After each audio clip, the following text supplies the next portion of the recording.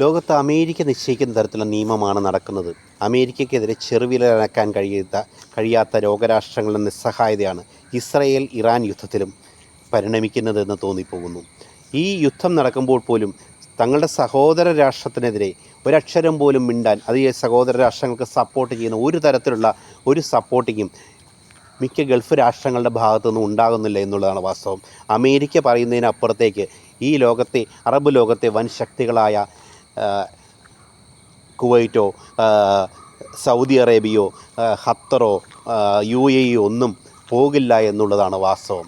അവർക്ക് തങ്ങളുടെ ബിസിനസ്സാണ് വലുത്. തങ്ങളുടെ ബിസിനസ് നടക്കണമെങ്കിൽ അമേരിക്കയുടെ സപ്പോർട്ട് വേണം. അല്ലെങ്കിൽ അമേരിക്ക ഉൾപ്പെടെയുള്ള ബ്രിട്ടൻ, ഫ്രാൻസ്, ഇറ്റലി, ജർമ്മനി ഇങ്ങനെയുള്ള വലിയ ശക്തികളുടെ സപ്പോർട്ടില്ലെങ്കിൽ ഒരിക്കലും ഗൾഫ് രാഷ്ട്രങ്ങൾക്ക് ഇവർക്ക് തങ്ങളുടെ ബിസിനസ് സാമ്രാജ്യങ്ങൾ വലുതാക്കാൻ കഴിയില്ല. അറബ് ലോകത്തെ വലിയ ശക്തികളായ ഇവർക്ക് അമേരിക്കയുടെ കാരുണ്യം എന്നും ആവശ്യമാണ്. അമേരിക്കയെ പിണക്കാൻ ഇവർക്ക് ഒരിക്കലും സാധിക്കുകയില്ല. പ്രത്യേകിച്ച് ഈ അടുത്ത കാലത്ത് കേട്ടു, ഈ ഡോളറിന് ബദലായിട്ടൊരു കറൻസി വരുന്നു.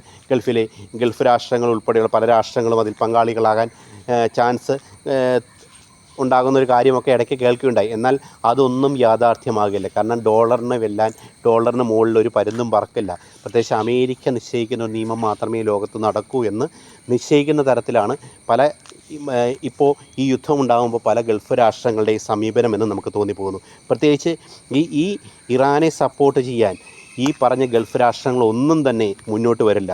മുന്നോട്ട് വന്നാൽ തന്നെ അവർക്കെല്ലാം അമേരിക്കയുടെ മുന്നിൽ നട്ടെല്ല് ഉയർത്തി നിൽക്കാൻ ഭയമാണ്. അമേരിക്കയെ അവർ ഭയക്കുന്നു. കാരണം അവരുടെ അടുത്ത് വലിയ ബിസിനസ് നടക്കണമെങ്കിൽ, അവരുടെ ബിസിനസ് സാമ്രാജ്യങ്ങൾ വളരണമെങ്കിൽ അമേരിക്കയുടെ കനിവ് കൂടിയേ തീരൂ. അങ്ങനെ അവർ അമേരിക്കയെ ഭയക്കുന്നിടത്തോളം കാലം അവർക്കൊരിക്കലും ഇറാനെതിരെയോ, ഇറാനിൽ എന്ത് സംഭവിച്ചാലും ഇറാന് ഒരു സപ്പോർട്ട് കൊടുക്കാൻ ഒരിക്കലും സാധിക്കുകയില്ല.